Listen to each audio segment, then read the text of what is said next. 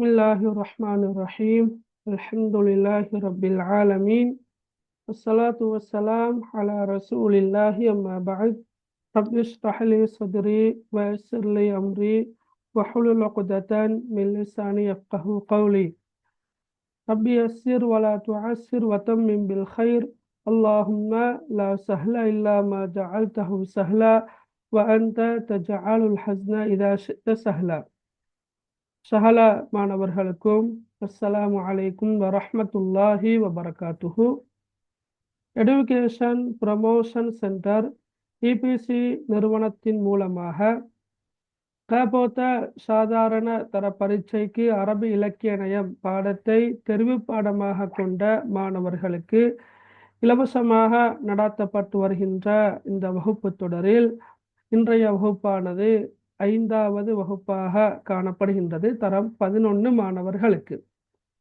அந்த வகையில் அன்புள்ள மாணவர்களே, இன்ஷா அல்லாஹ் அடுத்தடுத்த வாரங்களில் உங்களுக்கான முதலாம் தவணை பரீட்சை ஆரம்பிக்கப்பட உள்ளது என்பதை நாங்கள் அறிகின்றோம். அந்த வகையில் இன்ஷா அல்லாஹ் இன்றைய தினம் நாங்கள் முதலாம் தவணை பரீட்சைக்கு உங்களை தயார்படுத்தும் முகமாக ஏற்கனவே நீங்கள் கற்ற அல்லது கற்க வேண்டிய சில பாடப்பரப்புகள் குறித்து உங்களுக்கு ஒரு சில தெளிவுகளை வழங்கலாம் என்று நான் நினைக்கின்றேன். அதே போன்று உங்களிடம் இருக்கக்கூடிய சந்தேகங்களையும் கூட நீங்கள் இன்ஷா அல்லாஹ் இன்றைய வகுப்பில் கேட்டறிந்து கொள்ளலாம்.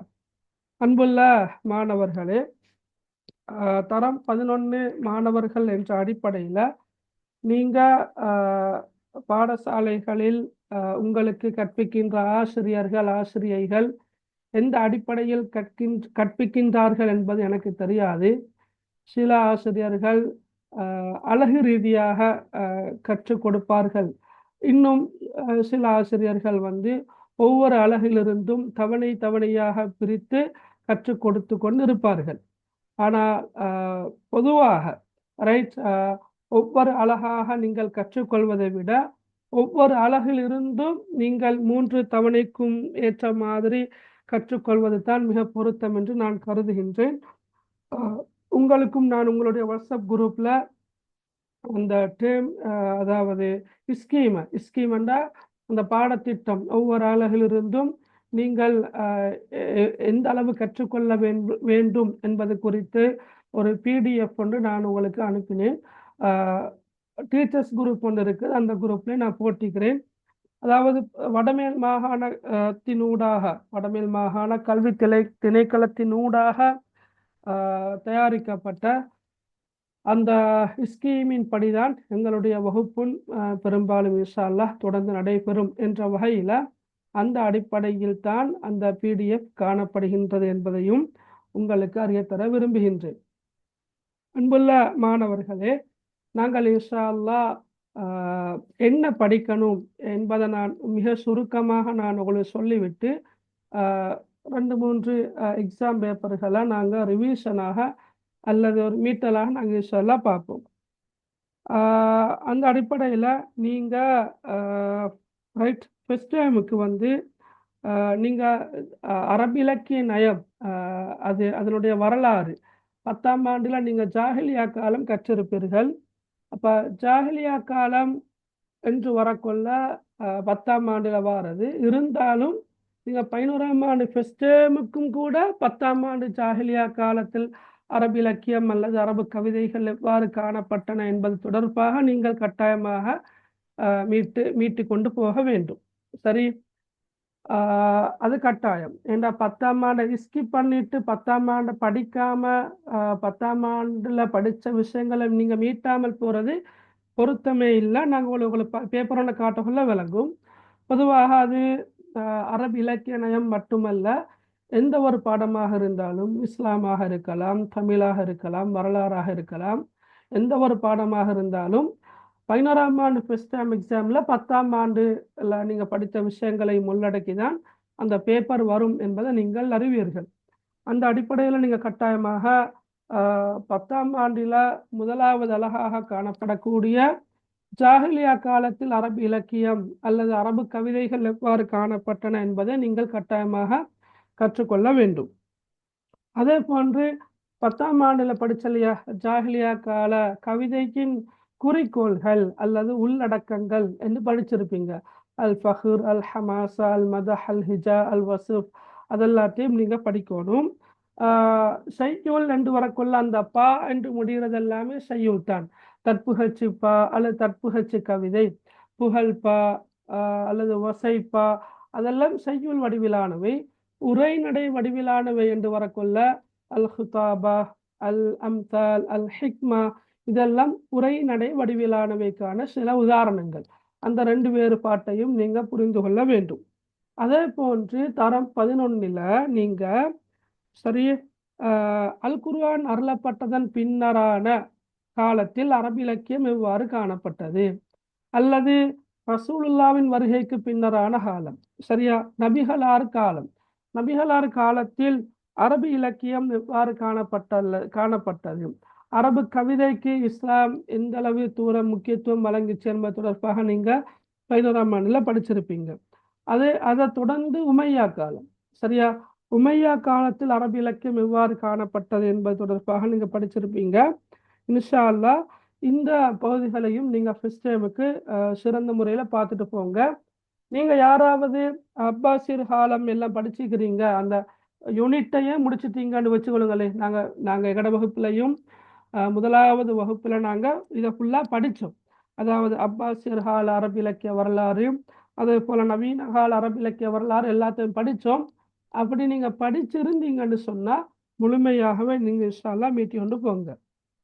அடுத்தது சூறாக்களை பொறுத்த மட்டும் சூறாவில் வந்து சூரத் அபஸ இதனுடைய ஆரம்ப 10 வசனங்களை நீங்க இன்ஷா அல்லாஹ் படிச்சிருப்பீங்க. அதுதான் ஃபர்ஸ்ட் டேமுக்குரியது. வடமேல் மாகாண ஸ்கீமின் படி ஃபர்ஸ்ட் டேமுக்குரியது என்னென்றா சூரா அபஸ ஆரம்ப 10 வசனங்கள். அப்ப இதை மட்டும்தானா படிக்கணும் என்று கேட்டால் நிச்சயமாக இல்லை. சூரத்துல் ஃபீல், சூரத்து குரைஷ், சூரத்துல் மாஊன், சூரத்துல் கௌசர், சூரத்துல் காஃபிரூன், சூரத்துல் நஸ்ர், சூரத்துல் மசத், சூரத்து அல் இக்லாஸ், சூரத்து அல் ஃபலக், சூரத்துல் நாஸ் என்று 10 சூறாக்களையும் நீங்க கட்டாயமாக பார்த்து கொண்டு தான் போகணும். நீங்க பார்க்க கொள்ள, நீங்க படிச்சத்தை மீட்ட கொள்ள என்னென்ன விஷயங்களை நீங்க கருத்தில் கொள்ளணும் என்று சொன்னால், கட்டாயமாக ஒவ்வொரு சொல்லுக்குமான பொருள் தெரியணும். ரைட், ஒவ்வொரு சொல்லுக்குமான பொருள் அவளுக்கு கட்டாயமாக தெரியணும். உதாரணமாக ஹாசிதின் என்ற சொல், ஹாசிதின் கருத்தோடு தெரியும், பொறாமைக்காரன், அல்லது அஸ்ஸமத் தேவைகள் அற்றவன், அல்லது நஸ்ருல்லாஹி அல்லாஹ்வின் உதவி என்று படிக்கணும், பாடமாக்கணும். அதே போன்று தமிழ்ல கருத்தை தந்தா அரபு சொல்ல எழுத இயலுமாக இருக்கணும். சில நேரம் நான் சொன்ன மாதிரி பொறாமைக்காரன் என்று எக்ஸாம் பேப்பர்ல வரும். அப்ப நீங்க ஹாசிதின் என்று எழுத இயலுமாக இருக்கணும். நீங்க ஃபத்ஹா கஸ்ரா கஸ்ரத்தைன் அதெல்லாம் வைக்க தேவையில்லை. ஹாசிதின் என்று எழுதினா போதும், அந்த எழுத்தை மட்டும் எழுதினா போதும், ஹாசிதின் உதாரணமா, சரியா. அப்ப இவ்வாறாக அந்த 10 சூறாக்கள் உட்பட சூரா அபஸைட ஆரம்ப 10 வசனங்களில் காணப்படுகின்ற அந்த அல் குர்ஆனிய அரும் பதங்களுக்கான பொருள்களை கட்டாயமாக தெரிந்து வைத்திருக்க வேண்டும். அதே போல இந்த சூறாக்கள் அருளப்பட்ட பின்னணி என்று ஒரு புத்தகத்துல தரப்பட்டிருக்கும். அந்த பின்னணிக்கு 4 மார்க்ஸ், சரி, அதையும் நீங்க படிக்கணும். சில நேரம் உங்களோட வினாத்தாள் 2ல ஒரு சூறாவை தந்து அந்த சூறாவுடைய மொழிபெயர்ப்பை குறிப்பிடுக, டிரான்ஸ்லேஷன் கேட்டு வரும். அவ்வாறு கேட்டு வந்தா நீங்க ஒவ்வொரு வசனத்தையும் எழுதி பொருள் எழுத வேண்டி வரும். உதாரணமாக எக்ஸாம் பேப்பர்ல சூரா அபஸ வாரண்டு வச்சுக்கொள்ளுங்களேன், 5வது வினாவாக வரும் சில நேரம். ரைட், மேற்படி சூறாவின் ஆரம்ப 5 வசனங்களையும் மொழிபெயர்க்குக என்று நேரடியாக அந்த கேள்வி வரையணும், மொழிபெயர்க்குக என்று வரையணும்.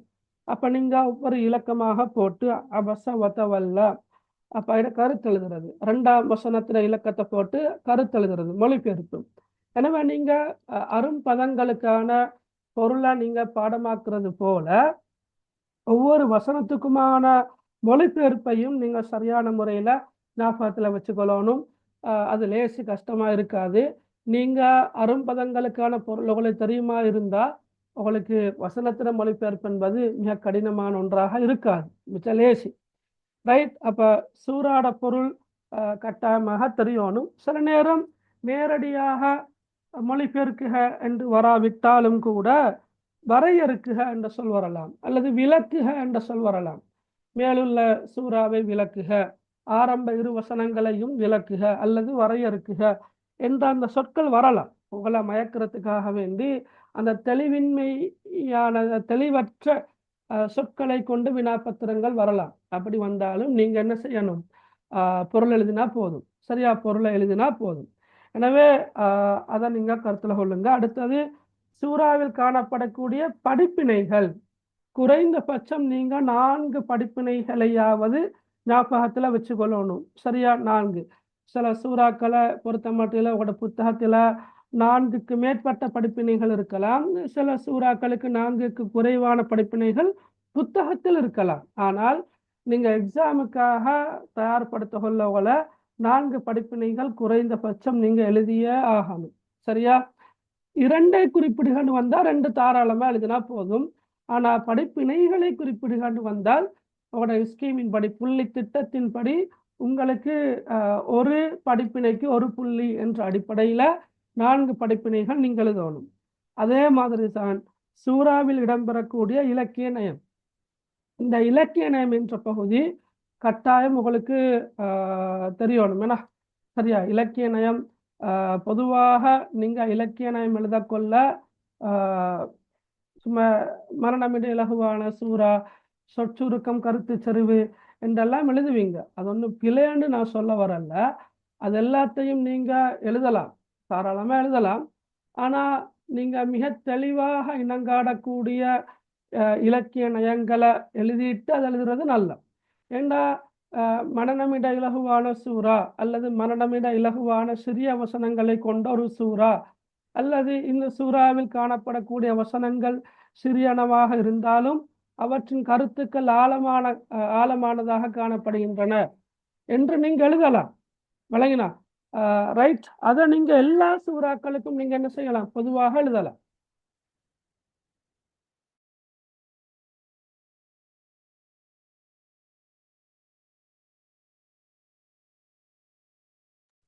ரைட். அப்ப இலக்கிய நயம் நீங்க 4 இலக்கிய நயங்களையாவது ஞாபகத்துல வச்சுக்கொள்ளணும். நீங்க இப்ப பொதுவாக இலக்கிய நயங்களை குறிப்பிடுகாண்டு வந்தால் நீங்க எத்தனை என்றாலும் எழுதலாம். ஆனால் குறைந்தபட்சம் 4 இலக்கிய நயம் எழுதப்பட வேண்டும். விளங்கினா? மேலுள்ள சூறாவில் காணப்படக்கூடிய இலக்கிய நயத்தை விளக்குகண்டு வந்தால் உங்களுக்கு 7-8 பொய்ஸ் எழுதலாம், தாராளமாக எழுதணும். ஆனால் குறைந்தபட்சம் நீங்க 4 இலக்கிய நயங்களையாவது எழுத வேண்டும். சில போது நீங்க எழுதக்கூடிய இலக்கிய நயம் ஒன்று பொருத்தமற்றதாக இருந்தால், நீங்க 4க்கு மேற்பட்ட இலக்கிய நயங்கள் எழுதியிருந்தால் அந்த பொருத்தமற்ற இலக்கிய நயத்துக்கு பதிலாக இன்னொரு இலக்கிய நயம் எழுதப்பட்டிருப்பின் உங்களுக்கு என்ன அந்த புள்ளிகள் குறைய மாட்டாது, பூரணமாக புள்ளிகள் கிடைக்க வாய்ப்புண்டு. எனவே தயவு செய்து தெரிந்தவற்றை முழுமையாக எழுதிவிட்டு வர பாருங்க இன்ஷா அல்லாஹ். சரியா? அடுத்தது, இந்த சூறாவில் உள்ள தஜ்வீத் சட்டங்கள். குறிப்பாக நான் உங்களுக்கு ஏற்கனவே சொல்லி இருப்பேன், நீங்களும் நாங்கள் ஏற்கனவே நீங்கள் 10ஆம் ஆண்டுலைக்குள்ளேயும் நான் சொல்லி இருப்பேன். குறிப்பாக என்ன சட்டம் வார அப்படின்னு சொன்னா அந்த இல்ஹார், இஹ்ஃபா, இத்காம், இக்லாப், அதாவது சுக்கூன் செய்யப்பட்ட நூன் மற்றும் தன்வீனுக்குரிய சட்டங்கள் தான் வரும். சுக்கூன் செய்யப்பட்ட நூன் மற்றும் தன்வீனுக்குரிய சட்டங்கள் அதுதான் குறிப்பாக உங்களுக்கு வரக்கூடியது. விளங்கினா? குறிப்பாக உங்களுக்கு வரக்கூடியது. எனவே அதோட சேர்த்து இல்ஹாரு சஃபவி, இத்காம் சஃபவி, இஹ்ஃபாவு சஃபவி, சுக்கூன் செய்யப்பட்ட மீம் மற்றும் சுக்கூன் செய்யப்பட்ட மீமுக்குரிய சட்டங்கள். சுக்கூன் செய்யப்பட்ட மீமை தொடர்ந்து வரக்கூடிய எழுத்துக்களை பொறுத்து அந்த சட்டம் 3 வகைப்படும். இல்ஹாரு சஃபவி, இத்காம் சஃபவி, இஹ்ஃபா சஃபவி என்று 3 வகைப்படும். எனவே தயவு செஞ்சு நீங்கள் அந்த சட்டங்களையும் கட்டாயமாக பார்த்து கொண்டு போகணும். சட்டங்கள் எழுதப்படுகின்ற போது தெளிவாக எழுத வேண்டும். சரியா? இப்போ ஒரு குறிப்பிட்ட ஒரு குறிப்பிட்ட சூறா ஒன்றை தந்து அந்த சூறாவில் ஒரு குறிப்பிட்ட பதிவு சட்டம் இருக்கின்ற இடத்துக்கு கீழே கோட் அடிச்சிருந்தா கோடடிக்கப்பட்டிருக்கின்ற அந்த சொற்களை அந்த ரெண்டு சொல் பெரும்பாலும் ஒரு சொல் அல்லது ரெண்டு சொற்களாக இருக்கும். அதை நீங்கள் எக்ஸாம் பேப்பரில் அழகாக எழுதணும். உதாரணமாக நான் உங்களுக்கு எழுதி காட்டுவதாக இருந்தால் பஹாசிதின் இதா அன்று வாரன் வச்சுக்கொள்ளுங்களே. பஹாசிதின் இதா அண்டிக்குது. பஹாசிதின் இதா என்ற சொல்லுக்கு கீழால கோட் அடிச்சுக்கிறாங்க, அண்டர்லைன் பண்ணிக்கிறேன். அப்போ நீங்கள் குறிப்பிட்டு இந்த சொல்ல நீங்கள் திருப்ப எழுதி அண்டர்லைன் பண்ண தேவையில்ல, நீங்கள் எழுதிட்டு ஒரு டேஷ் பண்ணி இது என்ன சட்டம் என்றது உங்களுக்கு தெரியும். சட்டத்தை தெளிவாக எழுதுற. உதாரணமாக இது இல்ஹாருடைய சட்டம். நீங்கள் அரபால் எழுதுறண்டா அரபால் எழுதுங்கோ, ரைட், அல்லது தமிழ் எழுதுறண்டா தமிழ் எழுதுங்கோ, பிரச்சனை இல்லை. இல்ஹாரண்டு எழுதுறேன். இப்படி இல்ஹாரண்டு சட்டத்தை மட்டும் எழுதினா உங்களுக்கு ஒரு புள்ளி தான் கிடைக்கும். சரியா? ஏண்டா பெரும்பாலும் 2 இடங்கள்ல தஜ்வீது சட்டங்கள் கேட்டுவார. அப்ப 4 புள்ளிகள். சரியா? 4 புள்ளிகள் தானே. அப்ப ஒரு இடத்துக்கு 2 புள்ளி, ஒரு தஜ்வீது சட்டம் எழுதுறதுக்கு 2 புள்ளி. சரி, அப்ப நீங்க சட்டத்தை மட்டும் எழுதி இருந்தா உங்களுக்கு ஒரு புள்ளி தான் கிடைக்கும். சட்டத்தோட சேர்த்து நீங்க என்ன செய்யணும், அந்த சட்டத்தை விளக்கமாக எழுதியலுமாக இருக்கணும்.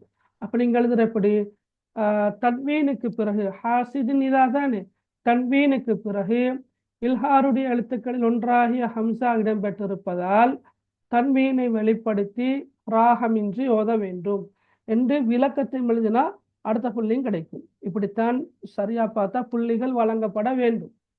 சரியா? ஓகே. அப்ப வெறுமனே சட்டத்தை மட்டும் எழுதிட்டு வரப்படாது. நீங்க இப்பதே பழகிக்கொள்ளுங்கோ. என்னோட ஃபைனல் எக்ஸாம்ல கண்டிப்பாக தஜ்வீது சட்டம் கேட்டு வர. எனவே நீங்க சட்டத்தை மட்டும் எழுதிட்டு வந்தா உங்களுக்கு அங்க புள்ளிகள் குறைய வாய்ப்புண்டு. உங்களோட டீச்சர் சில நேரம் பூரணமாக புள்ளிகள் தந்தாலும் உங்களுக்கு எக்ஸாம் பேப்பர்ல, ஃபைனல் எக்ஸாம் பேப்பர்ல முழுமையான புள்ளிகள் கிடைக்க மாட்டாது என்பதை நீங்கள் கருத்தில் கொள்ள வேண்டும். ஓகே, புள்ளிகள் விளங்கினா? அப்ப சத்து செய்யப்பட்ட நூனுக்குரிய சட்டங்கள் ரைட். ஓகே, மீமு சாக்கினா சத்து செய்யப்பட்ட நூன் மற்றும் மீம் ரா. ரைட். ஓகே. அப்ப இதுல மீம் ரா, அதாவது சத்து செய்யப்பட்ட நூனண்டா அவளுக்கு தெரியுமா, மிச்ச லேசி ராகம் எடுத்து ஓதுறது. இன்ன லாகின்ன அந்த நூனுக்கு சத்து செய்யப்பட்டு வர அது எந்த இடத்துல சத்து செய்யப்பட்டு வந்தாலும் உங்களுக்கு தெரியும் அது ராகம் எடுத்து ஓதணும் என்றது தெரியும். ஃபத்ஹாவாக வரலாம், கஸ்ராவாக வரலாம், லம்மத்தாக வரலாம். சரியா? எப்படி வந்தாலும் உங்களுக்கு அதை ராகம் எடுத்து ஓதணும் என்ற விஷயம் உங்களுக்கு தெரியும். அதே போல மீம் மீம்ல சத்து செய்யப்பட்டு வந்தால் அது ஃபத்ஹா வரலாம், அல்லது கஸ்ரா வரலாம், அல்லது லம்மத் வரலாம். எப்படி வந்தாலும் அந்த இடத்துல நீங்க ராகம் எடுத்து ஓத வேண்டும். அம்ம அம்ம யதஸாஅலூன். விளங்கினா? அம்ம. ரைட். யதஸாஅலூன்ல மத்துடைய சட்டம் இருக்குது, நீட்டி ஓதணும். அதோட சிலபஸ்ல இல்லை. ஆனால் நீங்கள் தெரிஞ்சுக்கொள்ளணும், சத்து செய்யப்பட்ட மீம், சத்து செய்யப்பட்ட நூன் ஆகிய இரண்டும் ராகம் எடுத்து ஓதப்பட வேண்டியவை. அப்போ நான் ஏற்கனவே சொன்னது போன்று தஜ்வீத் சட்டங்கள் கட்டாயமாக கேட்டு வார அந்த சட்டங்கள் என்னன்னு கேட்டால் குறிப்பாக அஹ்காமுன் நூன் அஸ்ஸாகினா வத்தன்வீன், சுக்கூன் செய்யப்பட்ட நூன் மற்றும் தன்வீனுக்குரிய சட்டங்கள். அதாவது இல்ஹார், இஹ்ஃபா, இத்காம், இக்லாப். அதே போல அஹ்காமுல் மீம் அஸ்ஸாகினா, சுக்கூன் செய்யப்பட்ட மீமுக்குரிய சட்டங்கள். அதாவது இல்ஹாரு ஸஃபவி, அல் இத்காமு ஸஃபவி, அல் இஹ்ஃபாவு ஸஃபவி என்ற அந்த சட்டங்களுக்குரிய விளக்கங்களை தெளிவாக பார்த்து கொண்டு வாங்கோ. சம்டைம் சில நேரம் சில வேளை வினாத்தால் ஒன்று, பேப்பர் 1 வினாத்தால் ஒன்றுல கூட தஜ்வீத் சட்டங்கள் அடிப்படையாக கொண்டு வினாக்கள் வர வாய்ப்புண்டு. இல்லை வராது என்று சொல்றதுக்கு இல்லை. உதாரணமாக இல்ஹார் எடுத்துக்கொள்ளுங்களேன். இல்ஹாருக்குரிய வரைவிலக்கணமான தந்திருப்பாங்க நீட்டத்துக்கு. உதாரணமா சுக்கூன் செய்யப்பட்ட நூன் மற்றும் தன்வீனுக்கு பின்னர் குறிப்பிட்ட எழுத்துக்கள் வந்தால் அவற்றை வெளிப்படுத்தி சுக்கூன் செய்யப்பட்ட நூனை அல்லது தன்வீனை வெளிப்படுத்தி ராகமின்றி ஓத வேண்டும் என்று தருவாங்க. அது இல்ஹார் என்று அழைக்கப்படும் என்றெல்லாம் வாரண்டு வச்சுக்கொள்ளுங்களேன். அல்லது இப்படியே வரும், சுக்கூன் செய்யப்பட்ட நூன் மற்றும் தன்வீனுக்கு பின்னர் இல்ஹாருடைய எழுத்துக்களில் ஏதாவது ஒன்று வந்தால் சுக்கூன் செய்யப்பட்ட நூனை அல்லது தன்வீனை வெளிப்படுத்தி ஓத வேண்டும் என்று தருவாங்க. அடுத்த கேள்வியா தருவாங்க, இல்ஹாருடைய 6 எழுத்துக்களும் யாவை என்று வரும். அதிலே 2வது கேள்வி பி கேள்வியாக தருவாங்க. சில நேரம் இல்ஹாருக்கு ஒரு உதாரணம் தருக என்று வரலாம். சரியா? இது 2016ல் இருந்து 20 வருங்காட்டியும் பேப்பர் வரல இப்படியான கேள்வி வந்திருக்குது. சரியா? 5 வருஷமா வந்திருக்குது. 21, 22, 23, 24 இந்த வருடங்கள்ல வரல.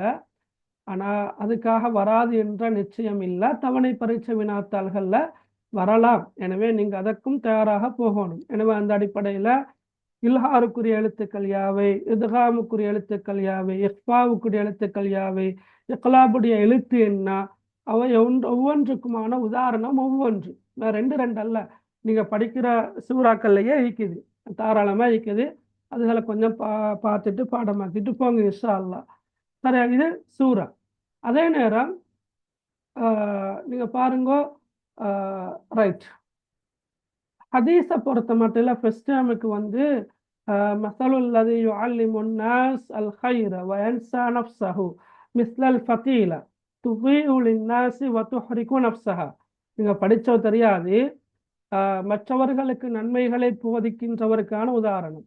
தன்னை மறந்துவிட்டு மற்றவர்களுக்கு நன்மைகளை நல்லவற்றை போதிக்கின்றவருக்கான உதாரணம் விளக்கு திரியை போன்றதாகும். அது மக்களுக்கு ஒளியூட்டும், தன்னைத்தானே எரித்து கொள்ளும் என்ற ஒரு ஹதீஸ் ஒன்று இருக்குது. அந்த ஹதீஸும் அதே போல மஸலுல் ஜலீஸி ஸாலிஹ் கமஸலி ஸாஹிபில் மிஸ்க், நல்ல நண்பனுக்கான உதாரணம் கஸ்தூரி வியாபாரியை போன்றதாகும் அல்லது கஸ்தூரி வைத்திருப்பவரை போன்றதாகும். அவர் உமக்கு கஸ்தூரியை தராவிட்டாலும் அவரிடமிருந்து நறுமணத்தை நீர் பெற்றுக்கொள்வீர். ஏன்னா அந்த நேரடி கருத்து அல்ல, நான் அந்த கருத்தை சொல்றேன். சரியா? அதே போன்று கெட்ட நண்பனுக்கான உதாரணம், மோசமான நண்பனுக்கான உதாரணம் பொற்கொல்லனின் சூளையை போன்றதாகும் அல்லது பொற்கொல்லனை போன்றதாகும்.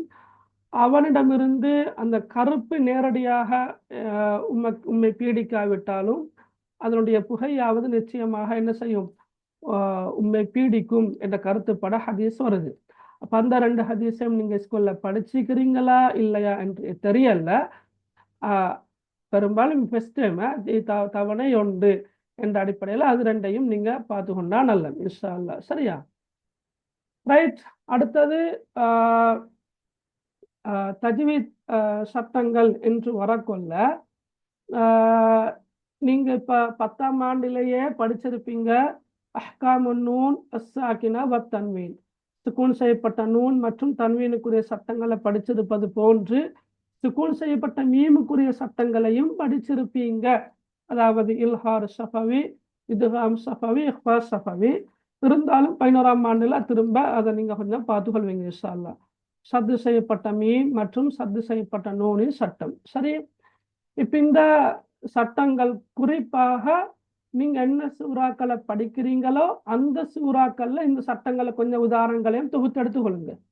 நான் சொல்ல வார விளங்கினேன்.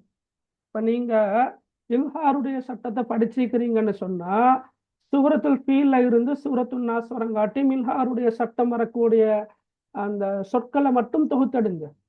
இப்போ எப்படி சொல்றது, ஃபைரன் அபாபில், ஃபைரன் அபாபில். இப்ப நீங்க அட்டவணைப்படுத்துவீங்க தானே. இப்ப நீங்க உதாரணமாக இல்ஹாருடைய சட்டங்களுக்கு நீங்க அட்டவணை போடுவீங்க. சரியா? 6 எழுத்துகள் இருக்குது. ஏன்னா 6 எழுத்துகள் இருக்குது. ஒன்று ஹம்சா, அப்புறம் ஹா, அப்புறம் ஐன், அப்புறம் கைன், அப்புறம் ஹா, அப்புறம் ஹா. 6 எழுத்துகள் இருக்குது. இவை ஒவ்வொன்றுக்குமான உதாரணம் இருக்கிறதானே. இது ஒரு ஆக்டிவிட்டியாக நீங்க ஒரு ஸ்கூல் கோப்பிலேயே செஞ்சு பாருங்க. முடியுமாக இருந்தா செஞ்சு அனுப்புங்க இன்ஷா அல்லாஹ். சரியா? இப்ப ஹம்சாவுக்கான உதாரணத்தை நீங்க குர்ஆன்ல வேற எங்கேயோ தேடி போகாம நீங்க உங்களோட சிலபஸுக்கு உட்பட்ட சூறா இருக்கிறதானே சூரத்துல் ஃபீல். சரி, இப்ப அலம் தர கைஃப ஃபஅல ரப்புக பிஅஸ்ஹாபில் ஃபீல் அலம் யஜஅல் கைதஹும் ஃபீ தضلீல் வ அர்ஸல அலைஹிம் தைரன் அபாபீல். இப்ப தைரன் அபாபீல் அது ஒரு உதாரணம். அப்ப நீங்க அதை அப்படியே எழுதி கொள்வீங்க, தைரன் அபாபீல். ஓகே, சூரத்துல் ஃபீல். தர்மீஹும் பிஹஜாரத்தின் மின் சிஜ்ஜீல் ஃபஜஅலஹும் கஅஸ்ஃபின் மாகூல். அதோட முடிஞ்சு, அங்கே இல்லை. அப்புறம் ஈலாஃபி குரைஷ் ஈலாஃபிஹிம் ரிஹ்லத ஷிதாஇ வஸ்ஸைஃப் فَلْيَعْبُدُوا رَبَّ هَذَا الْبَيْتِ الَّذِي أَطْعَمَهُم மின் ஜூ வஆமனஹும் மின் ஹௌஃப் மின் ஹௌஃபுக்கு உதாரணம் இருக்குது. சரியா? அப்ப நீங்க என்ன செய்யலாம்? இங்க வந்து மின் ஹௌஃப்ன்னு எழுதுறது. மின் ஹௌஃப்ன்னு எழுதுறேன். ஹாவுக்கு நான் உதாரணமா எழுதுறேன். இதை இன்னும் கொஞ்சம் நீங்க தெளிவாக எழுதிக் கொள்ளணும் என்று சொன்னா, நீங்க குறிப்பிட்ட 6 எழுத்துகளையும் இங்க எழுதிட்டு, அடுத்த ஒரு அட்டவணையில ஒரு கொலமண்டு பிரிச்சு கொள்றோம் சூரான்னு சொல்லி. சரியா? சூரா. ரைட்? இப்படி ஒரு நான் உங்களுக்கு விளங்குறத்தரிய நான் எழுதுறது சூறாண்டு ஒரு கொலமண்டு பிரிச்சு விடும். இது எழுத்துக்கள் தானே. இதென்னா இது எழுத்துக்கள்.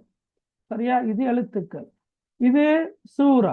அவருக்கு நீங்க இதையும் இன்னொரு கொலமண்டு பிரிச்சு கொள்ற. இதுல நீங்க எழுதுற சுக்குன் செய்யப்பட்ட நூன் அண்டு எழுதுற. இதுல நீங்க எழுதுற தன்வீன் அண்டு எழுதுற. தன்வீன் அண்டு எழுதுவா மேலும் அல்லது ஒரு கோடு போட்டு ஃபத்ஹத்தைன், இன்னொரு கோடு போட்டு கஸ்ரத்தைன், இன்னொரு கோடு போட்டு லம்மத்தைன். உங்களுக்கு எப்படி விருப்பமோ அப்படி எழுதி கொள்ளவும் மேலும். எழுதி கொண்ட பிறகு நீங்க தேடுகின்ற உதாரணங்களை பொருத்தமான முறையில் எழுதுறேன். இப்போ உதாரணமாக இப்போ எழுத்து ஹம்சா. ஹம்சாவுக்கான எழுத்து என்ன? சூரத்துல் ஃபீல்ல பார்த்தோம். சூரத்துல் ஃபீல்ல வந்து ஒரு இடத்துல தான் நிற்குது. நீங்க ஹம்சாவுக்குரிய உதாரணம் வேற எங்க இருக்குது என்பதை தேடி பார்க்கணும். சரியா? ஒவ்வொரு பக்கத்துக்கு ஒவ்வொரு எழுத்து போனாலும் பரவாயில்ல, ஒரு ஆக்டிவிட்டியுமே செஞ்சு பாருங்க, பிரயோசனமா இருக்கும். சரி, நம்ம குரேஷ்ல இருக்காது. ரைட்? அப்புறம் மாவுனு போறேன். மாவுன்ல இருக்கும் இருக்காது. சரியா? கௌசர்ல இருக்கலாம். வன்ஹர் என்ற சொல் ஹாவுக்கு உதாரணமாக வருது. இப்படி எல்லாத்தையும் ஓட டீச்சர் படிப்பிப்பாங்க என்று சொல்ல முடியாது. அதே போல எல்லாத்தையும் நான் படிப்பிப்பேன் என்று சொல்ல முடியாது. இது நீங்க பிராக்டிக்கலாக எப்போதைக்கும் நீங்க தெரிந்து வைத்திருக்க வேண்டிய ஒரு விஷயம் என்ற அடிப்படையில கட்டாயமாக நீங்க இந்த ஆக்டிவிட்டியை செஞ்சு பார்க்கணும்.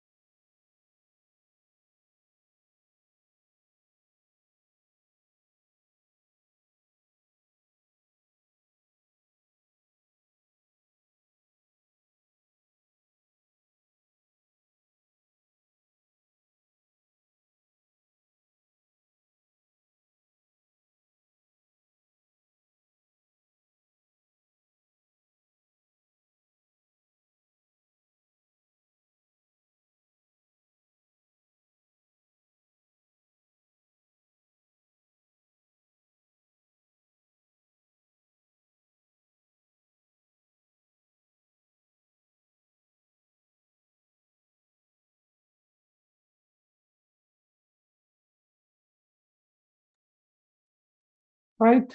அப்ப அதே போல உங்களோட 10ஆம் ஆண்டு புத்தகத்திலையும் தெளிவாக ஒவ்வொரு சூறாவும் முடிய முடிய அதோட சட்டங்கள் தெளிவாக தரப்பட்டிருக்குது. அப்ப அந்த சட்டங்களை கொஞ்சம் பார்த்து கொண்டு போங்க இன்ஷா அல்லாஹ். சரியா? இந்த சட்டங்களோட சேர்த்து நீங்க பார்க்க வேண்டிய இன்னும் ஒரு சட்டம் ஒன்று இருக்குது, கல்கலாவுடைய சட்டம். இதோட சிலபஸ்ல இல்ல, இருந்தாலும் எக்ஸாமுக்கு வராமலும் இல்லை. சரியா? கடைசியாக 2024 இடம்பெற்ற பரீட்சை வினாத்தாள் எல்லாம் 2023 சரியா வந்திருந்த சூரா குல் ஹுவல்லாஹு அஹத், சூரத்துல் இக்லாஸ். அப்ப இறுதி பரீட்சையில அஹத் என்ற சொல்லை கீழால கோடிச்சு வந்திருந்தா அஹதுன்.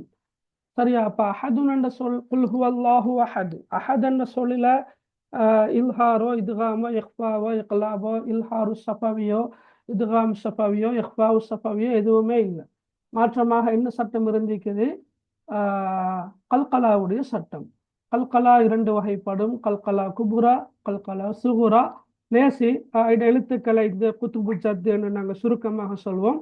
குத்துபு ஜத்து காஃப், சரி பா, அதே போல பா, அதே போல ஜீம், அதே போல தால். இந்த 5 எழுத்துக்களையும் சேர்த்து நாங்கள் பாடமாக்க லேசிக்காக வேண்டி குத்துபு ஜத்து என்று சொல்றேன். சரியா? குத்துபு ஜத்து நீங்களும் படிச்சிருப்பீங்க. இந்த எழுத்துகள் ஏதாவது ஒன்று வசனத்தின் இறுதியில் வந்து நாங்கள் அங்கே நிறுத்தி ஓதுகின்ற போது நாங்கள் கொஞ்சம் சற்று அசைவ கூட்டி ஓதணும், நன்றாக குலுக்கி ஓதணும். குல் ஹுவல்லாஹு அஹது நிறுத்துகின்ற போதுதான் அந்த சட்டம். நிறுத்தாம நாங்கள் தொடர்ந்து ஓதக்கொள்ள அந்த வசனத்தின் இறுதியில இந்த எழுத்து வந்தாலும் நாங்கள் நிறுத்தாமல் ஓதுகின்ற போது இந்த சட்டம் பேணப்படுறது இல்லை. உதாரணமாக குல் அவுது பிரபில் ஃபலக், ஃபலக் அதில் ஃபலக்கு காஃபு கஸ்ரா வந்திருக்குது. நாங்கள் சேர்த்து ஓதக்கொள்ள குல் அவுது பிரபில் ஃபலகி மின் ஷர்ரி, ஃபலகி மின் ஷர்ரி சேர்த்து ஓதக்கொள்ள கல்கலாவுடைய சட்டத்தை நாங்கள் பேணுறது கிடையாது. நிறுத்துகின்ற போது இறுதி எழுத்துல நாங்கள் இந்த எழுத்துக்களை நாங்கள் நிறுத்துகின்ற போது சற்று அசைவை கூட்டி ஓதுறது, நன்றாக குலுக்கி ஓதுறது. இது கல்கலா குபுரா என்று சொல்றது. கல்கலா சுகுரா என்று சொல்றது இந்த குறிப்பிட்ட 5 எழுத்துக்கள்ல ஏதாவது ஒன்று நடுவில் வந்தால், நடுவில் வார ஒரு ஒரு ஒரு ஒரு சொல்லுடைய நடுவில் வந்து சுக்குன் செய்யப்பட்டு வாரது. அப்படி வரக்கொள்ள ஒரு சிறிய அளவிலான அசைவு ஒன்று நாங்கள் ஏற்படுத்தி ஓதுறது. சரியா? உதாரணம் என்ன சொல்லலாம்? உதாரணமாக நீங்க சூரத்துன் நஸ்ர்ல படிச்சிருப்பீங்க, வர ஐதன் நாஸ யதுகுலூன, யதுகுலூன. இப்ப யா தால் ஹா யதுகுலூன் இது ஒரு சொல் தானே, தாலுக்கு சுக்கூன் வந்திருக்குது. அப்ப நாங்க இந்த இடத்துல யத் ஹுலூன என்று ஓதுறது இல்லை. அப்படி ஓதுனா பில யது யது ஹுலூன ஒரு சிறிய அளவிலான அசை ஒன்றை ஏற்படுத்தி ஓதுறது. அப்ப நீங்க இன்ஷா அல்லாஹ் இந்த கல்கலாவுடைய சட்டம் குறித்து உங்களோட டீச்சர்கிட்டையோ சேர்கிட்டையோ கொஞ்சம் கேட்டுக்கொள்ளுங்க. சிலபஸ்ல இல்லாவிட்டாலும் கூட இறுதி பரீட்சையில வந்திருப்பதன் காரணமாக சில நேரம் அந்த அந்த சட்டத்தை அடிப்படையாக கொண்டு வினா வரலாம், தஜ்வீ சட்டம் கேட்டு வரலாம். Okay right. அப்ப நீங்க நான் சொன்ன மாதிரி குறிப்பிட்ட இந்த சூறாக்கள் இருக்கின்ற சட்டங்களை முன்னுரிமைப்படுத்தி படிங்க. சரியா? அது பிற குர்ஆன்ல நீங்க இதுல பிராக்டிஸ் பண்ணினா குர்ஆன்ல எந்த பக்கத்துல இருக்கின்ற எந்த வசனத்துல உள்ள எந்த தஜ்வீ சட்டத்தை கேட்டாலும் உங்களுக்கு இன்ஷா அல்லாஹ் நிச்சயமாக சொல்ல முடியுமாக இருக்கும். ஓகே. அதே போல சூரா அந்த துவா, துவாண்டு வரக்கொள்ள உங்களோட 11ஆம் ஆண்டு புத்தகத்துல 4, 3, 7, 10 துவாக்கள் இருக்கும் நான் நினைக்கிறேன். சரியா? 10 விட கூடுதலா தெரியாது.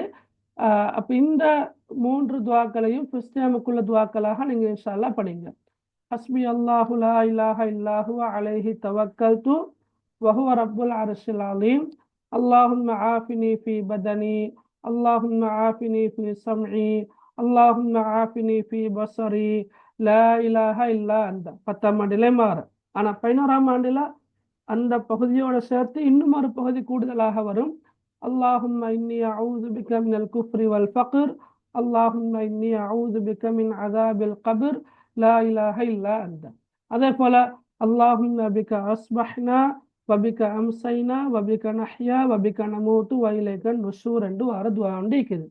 இந்த 3 துவாக்களையும் நீங்க இன்ஷா அல்லாஹ் நன்றாக படிங்க. துவாக்களை மனநமிட்டு எழுதக்கூடிய ஆற்றல் இருக்க வேண்டும். சரியா? குறிப்பாக இப்ப கடந்த கால இறுதி வினா பத்திரங்களை பொறுத்த மட்டில் துவாவுடைய ஆரம்ப பகுதியை தருவாங்க. நீங்க அதை பூரணப்படுத்த வேண்டி இருக்கும். அல்லது இடைவெளி நிரப்புகன்னு சொல்லி 2 இடங்கள்ல இடைவெளி தந்திருப்பாங்க. நீங்க அதை பூரணப்படுத்த வேண்டி இருக்கும். எப்படி வந்தாலும் நீங்க துவா பாடமாக்கி வச்சிருந்தா தான் என்ன செய்யலாம், அந்த சொற்களை எழுதலாம். இடைவெளி நிரப்புக அதையும் எழுதலாம், அல்லது பூரணப்படுத்துகன்னு வந்தா அதையும் எழுதலாம். அப்படி இல்லாட்டி உங்களால அதை எழுத இயலாதுன்னா அப்ப பாடமாக்கணுமே. 30 துவாக்கள் தானே, மொத்தமாகவே 2 வருஷத்துக்கும் நீங்க 30 துவாக்கள் தான் படிக்கிறீங்க. அப்ப அதுல எக்ஸாமுக்கு வர்றது சின்ன துவாக்கள் தான். பெரிய துவாக்கள்ல வந்து ஆரம்ப பகுதி வேணுமெண்டா ஆரம்ப வரி வரும் பெரிய துவாக்கள்ல வேணுமா இருந்தா.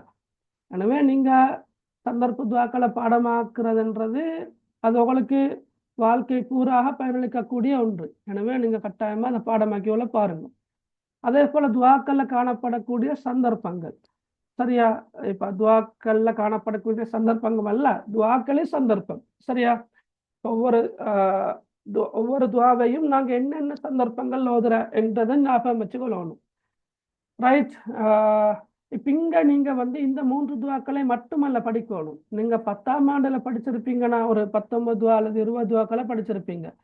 அந்த துவாக்களையும் சேர்த்து தான் நீங்க இதையும் படிக்கணும். விளங்கினா? அதான் நான் ஆரம்பத்திலேயே சொன்னேன். 10ஆம் ஆண்டை நீங்க விட்டுட்டு 11ஆம் ஆண்டை மட்டும் படிக்கிறதுன்றது பொருத்தமற்றது. இது 2ம், அதாவது இடைவெளி நிரப்புக அல்லது பூரணப்படுத்துக என்பதும், குறிப்பிட்ட துவா ஓதப்படுகின்ற சந்தர்ப்பத்தை குறிப்பிடுக என்பதும் வினாத்தாள் 1ல வரக்கூடியது. வினாத்தாள் 2ல தான் துவாக்கள்ல காணப்படக்கூடிய இலக்கிய நயம் அதெல்லாம் கேட்டு வாரது. சரியா? எனவே நீங்க வினாத்தாள் 2ல நீங்க பெரும்பாலும் துவாக்கள் வார பகுதியை செய்ய மாட்டீங்க என்று நான் நம்புறேன். அது உங்களுக்கு தெரியும். ரைட்? எனவே நீங்க ஆரம்ப பகுதிக்கு நீங்க தயார்படுத்தி கொண்டா சரி போல. விளங்கினா? ரைட்? இது சந்தர்ப்ப துவா. ரைட்? அதே போல கவிதை என்று வரக்குள்ள ரைட், இந்த கவிதை ஒன்று இருக்குது. நீங்க படிச்சுக்கிறது தெரியாது. النفس كالطفل إن تهمله شب على حب الرضاع وإن تفتمه ينفطم என்ற ஒரு கவிதை ஒன்று இருக்குது. கைட்ல ஆசிரியர் வழிகாட்டி நூல்ல இருக்குது. ஆனா கூட புத்தகத்துல இருக்கல்ல. சரியா? எனக்கு அதை இன்னும் எடிட் பண்ணிக்கொள்ள கிடைக்கல. அப்படி ஒரு துவா ஒன்று நாங்க வளமையாக படிக்கிறது தான். சரியா? எக்ஸாம் நெருங்குகின்ற போது அதை நாங்க படிப்பிக்கிறது. அப்படி ஒரு கவிதை ஒன்று இருக்கிறன்றதை நான் ஞாபகப்படுத்தி கொள்ள விரும்புகிறேன். யூடியூப்லையும் சில நேரம் அந்த துவா பதிவேற்றம் செய்யப்பட்டிருக்கலாம். ரைட்? எனவே நீங்க அதையும் கொஞ்சம் பார்த்து கொள்ள பாருங்க இன்ஷா அல்லாஹ். சரியா? ரைட்? ஓகே. அடுத்தது ரைட், ஓகே, பாருங்க.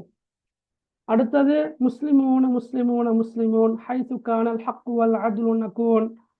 சரியா? அந்த கவிதையும் இருக்குது. அடுத்து மாஹிய என்ற ஒரு கவிதையும் இருக்குது. கடைசியாக எக்ஸாம் பேப்பர்ல வந்திருந்தது இந்த கேள்விதான். மாஹிய கவிதை. சரியா?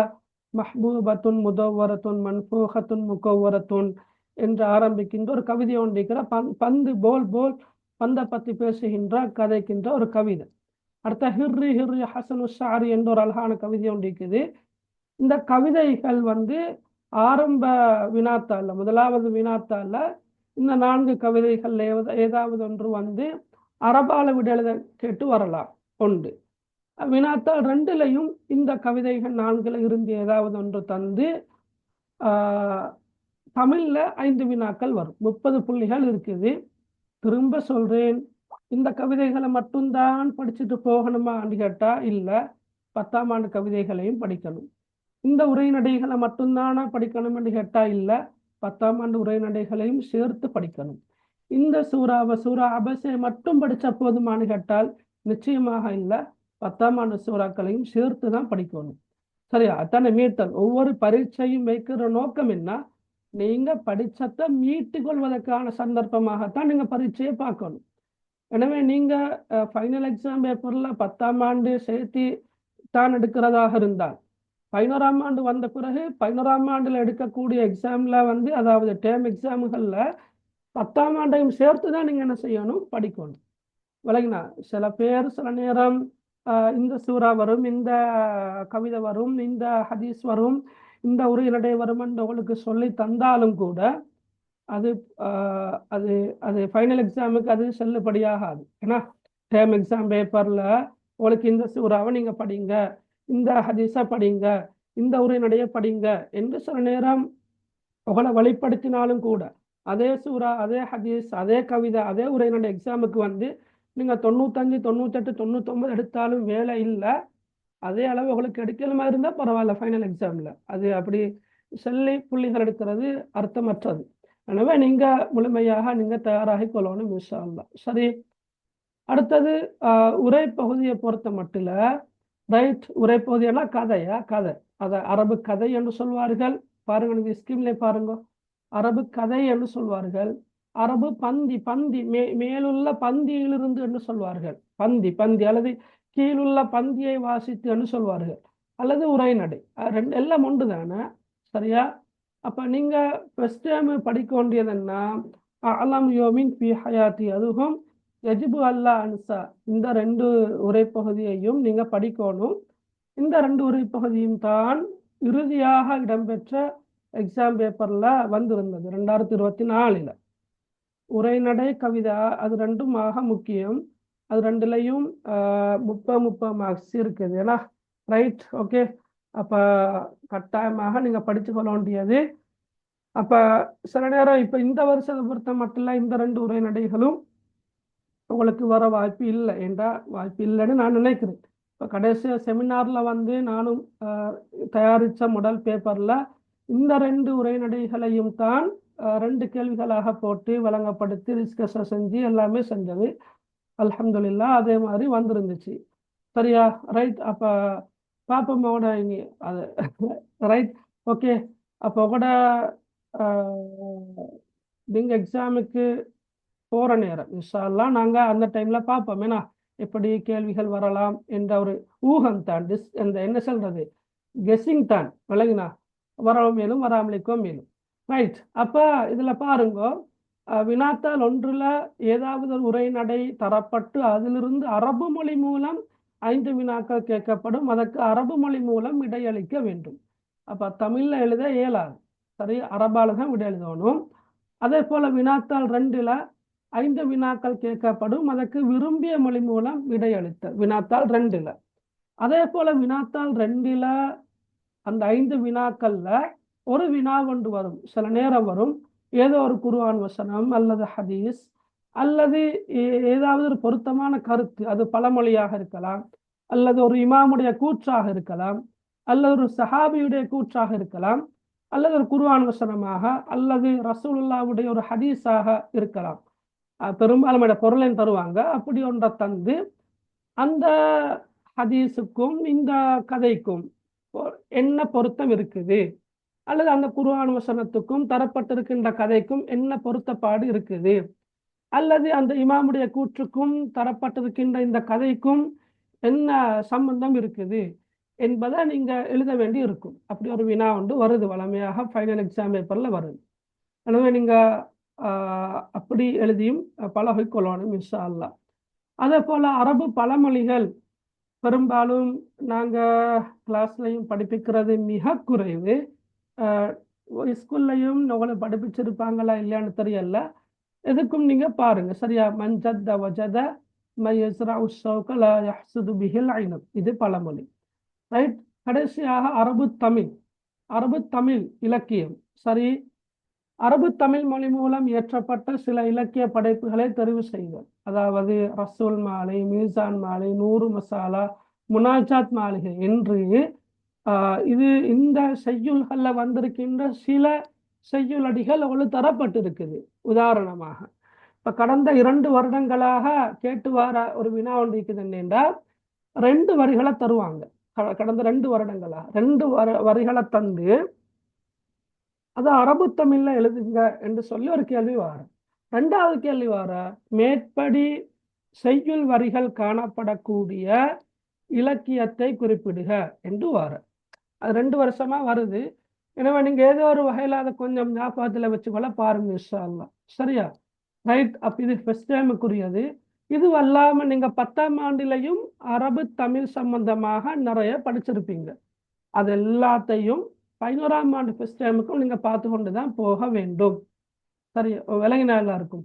அப்போ நீங்கள் படிக்க வேண்டிய பாடப்பரப்பு தான் நான் சொன்னேன். பாடப்பரப்பை மட்டும் சொல்லலை, அதோடு சேர்த்து இன்னும் பல விஷயங்களை சொன்னேன். எப்படி நீங்கள் விட எழுதணும் என்பது எல்லாத்தையும் நான் சொன்னேன். சரியா? ரைட்.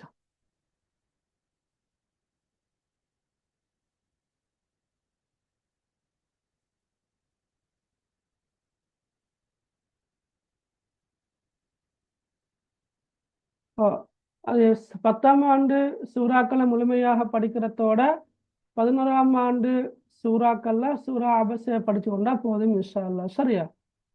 ரைட். ஓகே.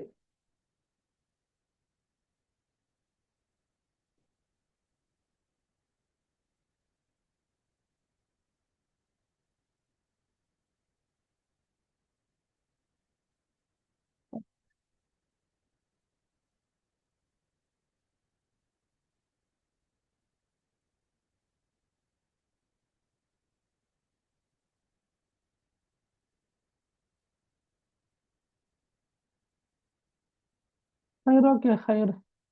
குரூப்ல சட்டிங் கொண்டு பேசிக்குதுண்ணா. சரி, நல்லா. ரைட். லஹா மா கஸபத் வ அலைஹா மக்தஸபத். என்ன? ரைட். அவரவர் தேடிக்கொண்டா சரி, அவரவருக்கு. சும்மா கை இருக்கிறது இல்லை தானே. ஏன்னா ஹைர். ஓகே.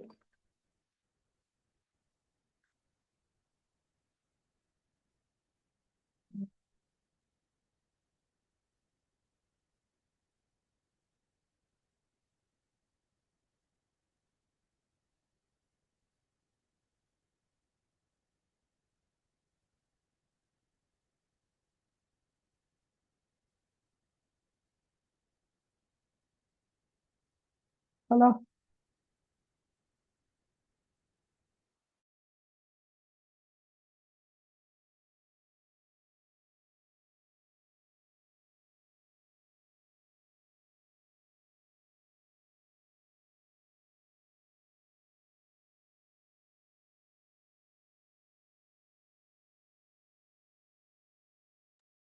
ஓகே, நாங்கள் மேலோட்டமாக விரைவாக ஒரு பேப்பருண்ட பார்ப்போமே இன்ஷா அல்லாஹ். சரி. ரைட். துவா வந்து வினாத்தாள் ஒன்றுல 4 மார்க்ஸுக்கு வர மகள். சரியா? வினாத்தாள் ஒன்றுல 4 மார்க்ஸுக்கு துவாக்கள் வரும். எனவே நீங்க தயவு செஞ்சு அந்த சின்ன துவாக்களை, குறிப்பாக சின்ன துவாக்களை நீங்க பாடமாக்கி கொள்ளணும், எழுதி பார்க்கணும். நீங்க ஒரு குறிப்பிட்ட துவாவை ஒரே மாதிரி இப்ப நீங்க நீங்க பாடமாக்கிட்டு எழுதி பாருங்க. எழுதி பார்த்துட்டு நீங்க செக் பண்ணி பாருங்க, நீங்க எழுதினதும் தரப்பட்டிருக்கிற புத்தகத்துல தரப்பட்டிருக்கிறோம் ஒரே மாதிரி இருக்கிறாங்க. அப்ப எழுத்து பிழைகள் இருந்தா நீங்க திருத்தி கொள்ளுங்க. திருத்தி கொண்டு திருப்பி எழுதி பாருங்க. இவ்வாறு நீங்க உங்களோட வசதிக்கு ஏற்ற மாதிரி 5 தடவைகளோ அல்லது 10 தடவைகளோ எழுதி எழுதி பார்க்குற நேரம் அது மறக்காது. மறக்காது, ஞாபகத்துல நிற்கும். சரியா? துவாவும் பழமொழியும் படிக்காட்டி எத்தனை மார்க்ஸ் வரும்? ஆஹ் துவாவும் பழமொழியும் படிக்காட்டி எத்தனை மார்க்ஸ் வரும்? வேணா இப்போ துவாவை படிக்கலாட்டி வினாத்தால் ஒன்றில் 4 மார்க்ஸ் குறைய வாய்ப்பு இருக்குது. பழமொழியை படிக்கலாட்டி இஷ்யூ இல்லை, வினாத்தால் ஒன்றில் இதுவரைக்கும் வந்ததில்லை. ஆனால் உங்களோட டேர்ம் எக்ஸாம் பேப்பரை தயாரிக்கிறவங்க யாருன்னு எனக்கும் தெரியல. இப்போ டேர்ம் எக்ஸாம் பேப்பரை தயாரிக்கிறவங்க சில நேரம் பழமொழிகளை வினாத்தால் ஒன்றில் கொண்டு வந்தாங்கன்னு வச்சுக்கொள்ளுங்களே, அப்போ அதுக்கு பிறகு நீங்கள் என்ன சொல்லப்படாது. சரியா மகள்? ரைட். 1 மந்த்.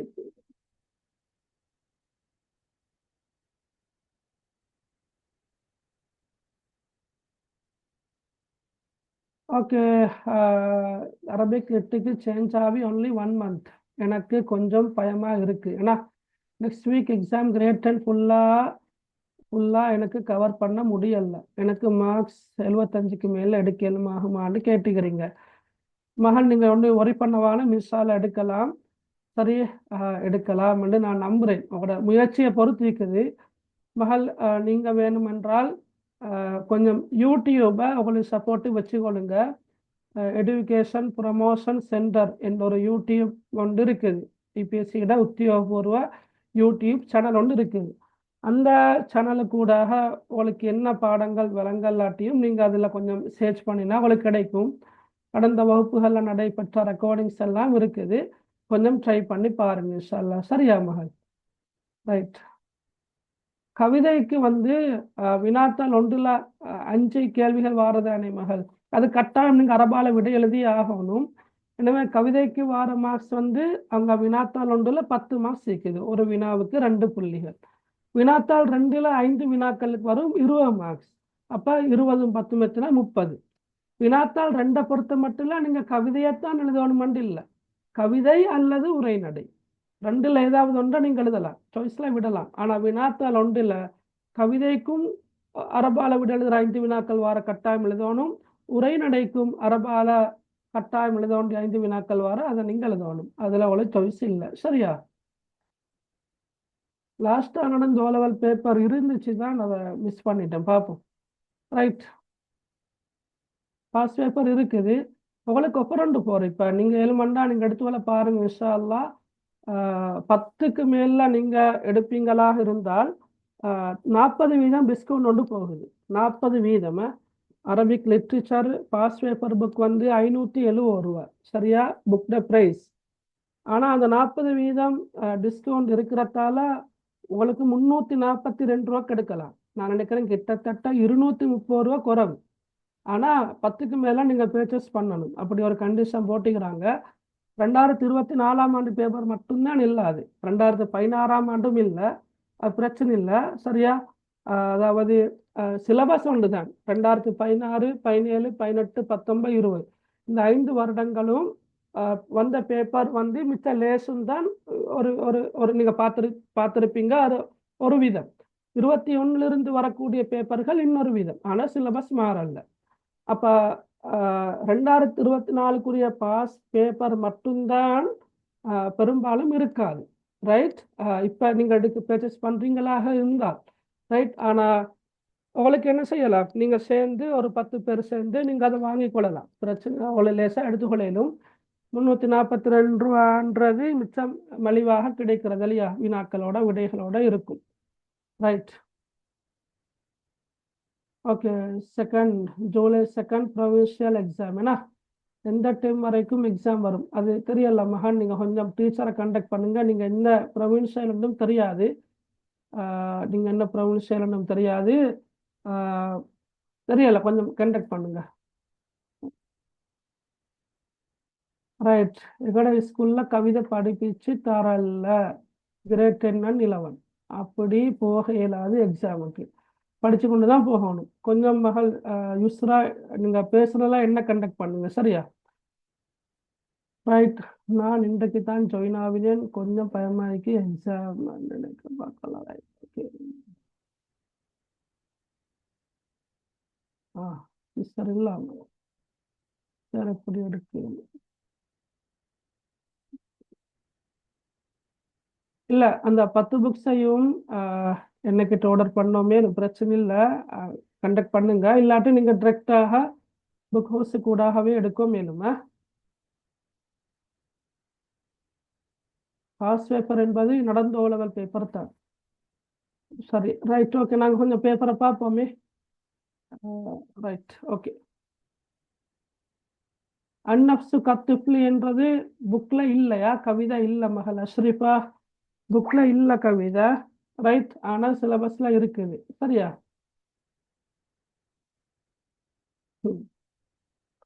என்ன சிஎஸ்கே ஜஹரான். ரைட். ஓகே. சரி. இப்போ வாங்க சப்ஜெக்ட்டுக்கு வாங்க. ரைட். ஓகே. இதில் வந்து நான் சில கேள்விகள் எடுத்துக்கிறேன். இது 2023ஆம் ஆண்டு ஒரு வினாத்தாள் உண்டு. இந்த கேள்விகளில் சில நேரம் நான் ஃபஸ்ட்டுக்கே சொன்ன மாதிரி அல்லாமல் செகண்ட் டைமுக்குரிய கேள்விகளும் இருக்கலாம். ரைட். நீங்கள் அதை பார்க்க தேவையில்ல, விஷயத்தை பாருங்கள். என்ன அப்பாசியர் கால கவிஞர்கள் 2 வரை குறிப்பிடுக அன்று வருவோம். ரைட். அல்லது உமையா கால கவிஞர்கள் 2 பேரை குறிப்பிடுக. ரைட். ஓகே. நபி ஸல்லல்லாஹு அலைஹி வஸல்லம் அவர்களுடைய காலத்தில் வாழ்ந்த கவிதையில் பாண்டித்தியம் பெற்ற 2 சஹாபாக்களை குறிப்பிடுக என்று வரும். மேலும் வழங்கினாவளுக்கு அந்த மாதிரி 2 பேரை ஞாபகம் வச்சுக்கொள்ளுங்க. ரைட். அல்லது உமையா காலத்தில் அரபு மொழிக்கு வழங்கப்பட்ட முக்கியத்துவம் 2 குறிப்பிடுக என்று வரையணும். ஒரு 5-6 விஷயங்கள் இருக்குது. ரைட், அரபு மொழிக்கு வழங்கப்பட்ட முக்கியத்துவம் 2 குறிப்பிடுக என்று கேட்டு வரோம் மேலும் விளங்கினா. ரைட், இவ்வாறான சில விஷயங்கள் நீங்க ஞாபகம் வச்சுக்கொள்ளுங்க. ஏற்கனவே சொன்ன மாதிரி 10ஆம் ஆண்டுல உள்ள வரலாறு ஜாஹிலியா காலத்தையும் ஞாபகம் வச்சுக்கொள்ள பாருங்க.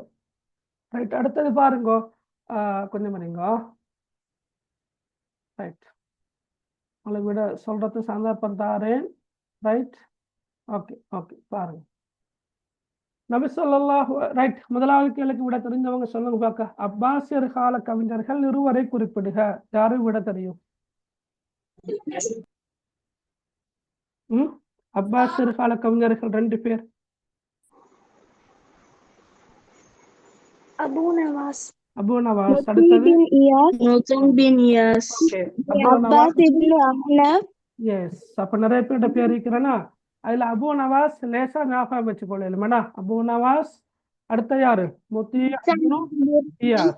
முத்தி இப்னு இயாஸ். இப்படி 2 பேர், மிச்ச லேசான 2 பேர். சரியா? அபு நவாஸ், முத்தி இப்னு இயாஸ் என்று 2 பேர்ட்ட பேர் ஞாபகம் வச்சுக்கொண்டா சரி. ரைட், அதே போல உமையா கால கவிஞர்கள் 2 பேர் என்று கேட்டா நீங்க யார்கிட்ட பேர் எழுத போறீங்க? சொல்லுங்க பார்க்க. உமையா கால கவிஞர்கள். அஹ்தல். அடுத்தது அஹ்தலும் ஃபரஸ்தக்கும். அஹ்தலும் ஃபரஸ்தக்கும். சரியா? அஹ்தலும் ஃபரஸ்தக்கும். Right, okay. அதே போல நவீன கால கவிஞர்கள் 2 பேர் என்று வந்தா நவீன கால கவிஞர்கள் சரிம்மா, படிச்சுக்கிறீங்களா? ரைட், ஒன்று தாஹா ஹுசைன். சரியா? ஒன்று தாஹா ஹுசைன். அதே போல மஹ்மூத் அல் அக்காத். அப்படின்னு 2 பேர் ஞாபகம் வச்சுக்கொண்டா சரியா?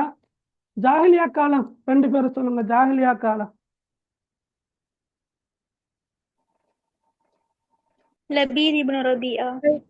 லபீத் இப்னு ரபியா. முக்கியமான ஆண்டு பேர் இம்ருல் கைஸ். இம்ருல்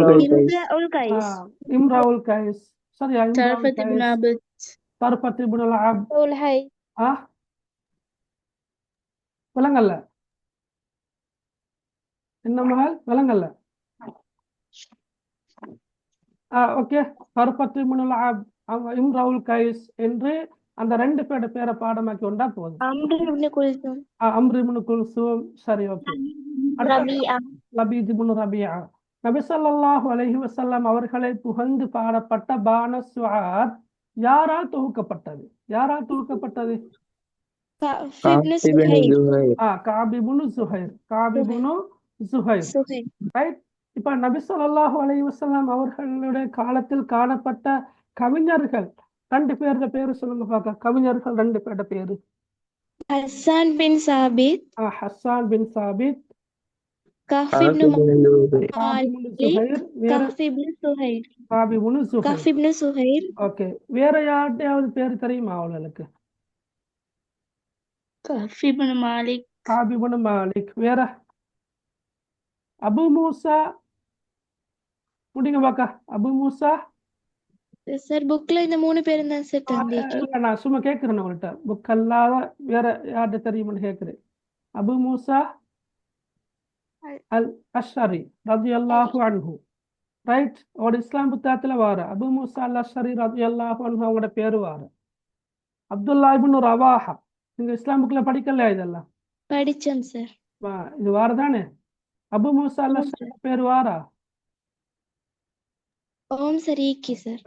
ரைட், அதே போல அப்துல்லா இப்னு ரவாஹா ரலியல்லாஹு அன்ஹு, ஹஸ்ஸான் இப்னு சாபித் ரலியல்லாஹு அன்ஹு.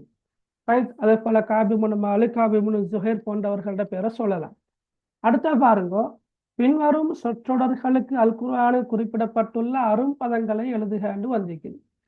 அப்ப நான் ஏற்கனவே சொன்ன மாதிரி ஒவ்வொரு சொல்லுக்குமான பொருள் அவ்வளவு தெரியும். அப்ப சொற்கள்கிட்ட பொருளை தந்து அது அரபு பதம் நீங்க எழுத வேண்டி வரும். அதுக்கு அரபு பதம் என்பது அரும்பதங்கள்னு தருவாங்க. சரியா? அரும்பதங்களை எழுதுகாண்டு என்றா அந்த அந்த சொற்கள்கிட்ட அரபு சொல் குர்ஆன்ல பயன்படுத்தப்பட்டிருக்கின்ற அரபு சொல்ல தான் கேட்டு வர்றது. ரைட், இதுல வந்து இந்த வீண் விரயம் செய்வோரெல்லாம் நீங்க என்ன படிக்கல, ரைட்? அதை நாங்க பார்க்க தேவையில்ல. சூரத்துல் இஸ்ரால வாரது அல் முபத்திரீன் என்று வாரது. நண்பர் என்று சொல்லும் நீங்க இன்னும் படிக்கல, சூரத்துல் மஆரிஜ்ல வாரது ஹமீமுன் ஹமீமா, ஹமீம் என்ற சொல். மலைகள் என்ற சொல்லும் நீங்க படிக்கல, சூரத்துல் மஆரிஜ்ல வாரது அல் ஜிபால் என்பது தான் சொல். ஏழை என்ற சொல்ல படிச்சுக்கிறீங்க. ஏழை என்றா என்ன? அல் மிஸ்கீன், அல் மிஸ்கீன்.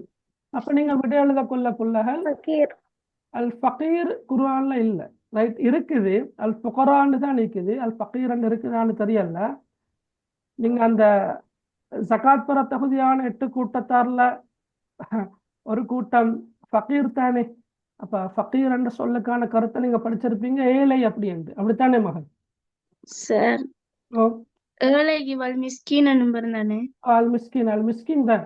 வலா யஹுது அலா துஆமில் மிஸ்கீன், வலைனா வலா யஹுது அலா துஆமில் மிஸ்கீன்.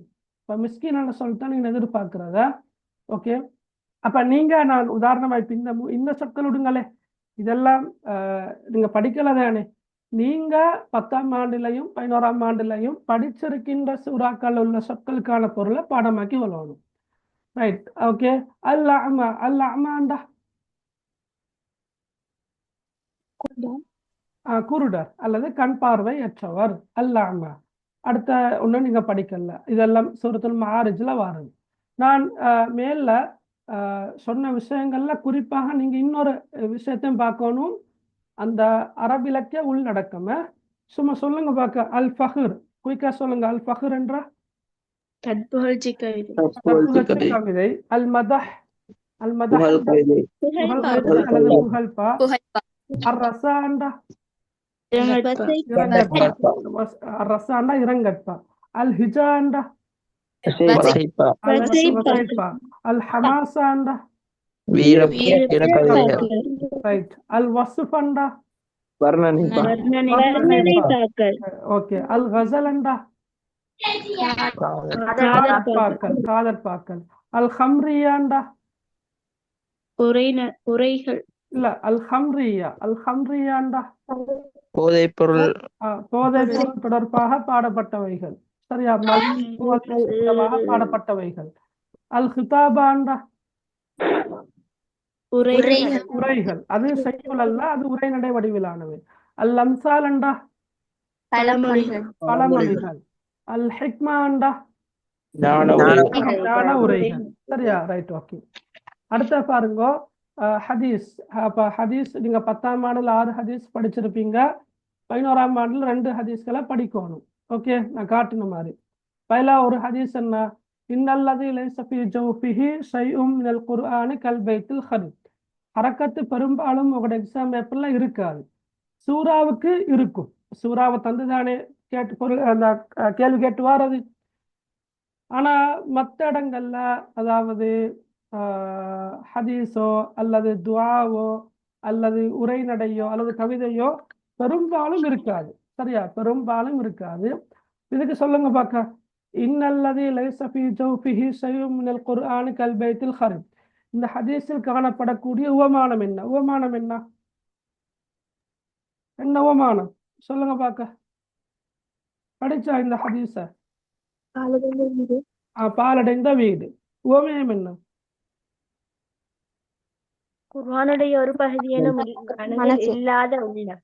அல் குர்ஆனில் ஒரு பகுதியேனும் அல்லது பகுதியேனும் மனனம் இல்லாத உள்ளம் அல்லது மனனம் இடாதவர், ரெண்டும் சரிதான். அல் குர்ஆனில் சிறு பகுதியேனும் மனனம் இடாதவர் அல்லது அல் குர்ஆனில் சிறு பகுதியேனும் மனனம் இல்லாத உள்ளம் என்று எழுதினா சரி. அடுத்தது பாருங்க, இந்த துவா பூரணப்படுத்தணும். அப்ப நான் சொன்னேன் 10ஆம் ஆண்டுல இருந்தும் துவாக்கள் வரலாம். அப்ப அல்ஹம்துலில்லாஹில்லதி, சாரிங்க நான் சொல் வராதுன்னா, அல்ஹம்துலில்லாஹில்லதி கசானி ஹாதா தௌப வரஸகனீஹி மின்னி வலா குவா. அப்ப நீங்களும் எழுத கொள்ள ஃபத்ஹா கஸ்ரா லம்மத்தெல்லாம் எழுத வேண்டிய அவசியம் இல்லை, எழுதி கொண்டா சரி. வரஸகனீஹி அண்ட் எழுதினா சரி. ஓகே, சொல்லுங்கம்மா. இது ஃபர்ஸ்ட் டைம் பேப்பரா சார்? இல்ல, நான் நினைக்கிறேன் இந்த பேப்பர்ல நான் ஏதாவது சேஞ்ச் ஒன்று செஞ்சிருப்பேன் போல, சரியா? இதுல அந்த சார் அந்த முதலாவது நண்பன்ல சொல் வந்து ஆ நாங்க ஹதீஸ் ஒன்ல படிச்சோம் தானே சார், அந்த கெட்ட நண்பன் நல்ல நண்பன் அதுல ஜலீஸ்ன்னு வருது தானே, ஆ அது வராதா? ஆ ஜலீசன் சொல் இப்படித்தானே அம்மா. அதில் வந்து பாருங்க, அல் குர்ஆனில் பின்வரும் சொற்றொடர்களுக்கு அல் குர்ஆனில் குறிப்பிடப்பட்டுள்ள அரும்பதங்களை எழுதுகன்னு தான் கேட்டீங்க. Okay sir. இதை பாருங்க, அல் குர்ஆனில் சொல் இருக்கிறதால நீங்க ஹதீஸ்ல இருக்கிற சொல்ல கொண்டு வர பொருத்தமாக இருக்காது.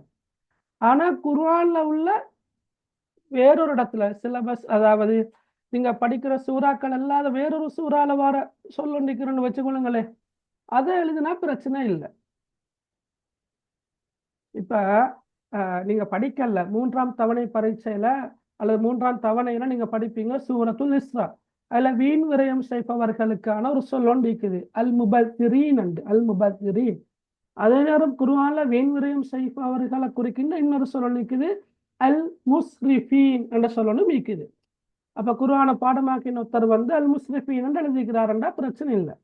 அதே போல சகோதரர்களை குறிக்கிற சொல் குர்ஆன் நாங்கள் சிலபஸ் இருக்குது இஹ்வான் என்று, ஆனால் குர்ஆன்ல இஹ்வத்தூன் என்ற சொல்லும் இருக்குது. யூசுப் அலைஹிஸ்ஸலாத்து சகோதரர்களை குறிக்கவல்ல இஹ்வத்து யூசுப் என்று வருது. அது பிரச்சனை இல்லை, குர்ஆன்லயே வரதானே. ஆனா ஹதீஸ்ல இருந்து நாங்க கொண்டு வர்றது பொருத்தமாக இருக்காது. சரியாமா? Okay sir. ரைட், சரி. அப்ப இந்த துவா ஓதப்படக்கூடிய சந்தர்ப்பம் என்ன? ஆடை அணியும் போது. ஆடை அணியும் போது. ஆடை அணியும் ஆடை அணியும் போது ஓதும் துவா. சரியா? ரைட். அடுத்த பாருங்க, அரபு தமிழ்ல எழுதப்பட்ட ஒரு தப்சீர் நூல் ஒன்றையும் அதே போல சட்ட நூல் ஒன்றையும் குறிப்பிடுக. என்ன தப்சீர் நூல், என்ன சட்ட நூல் இருக்குது?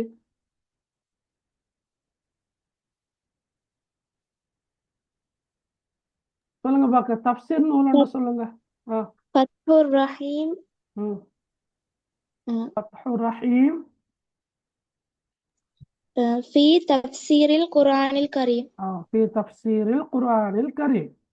ரைட். சில நேரம் நீங்க ஃபத்ஹுர் ரஹீம் சுருக்கம் எழுதினாலும் புள்ளிகள் கிடைக்குமா, அல்லது ஃபுதூஹு ரஹ்மானியா ஃபீ தஃப்சீரி கலாமி ரப்பானியாண்டு பெரிய பேர் ஒன்று இருக்குது, நீங்க ஃபுதூஹு ரஹ்மானியாண்டு மட்டும் எழுதி கொண்டாலும் போதும், பிரச்சனை இல்லை. Right, okay. ரைட். அப்ப சட்ட நூல் சொல்லலையே, சட்ட நூல் என்றா என்ன? சட்ட நூல் என்பது எதை குறிக்குது? சட்ட நூல் என்றா என்னம்மா கதைக்க?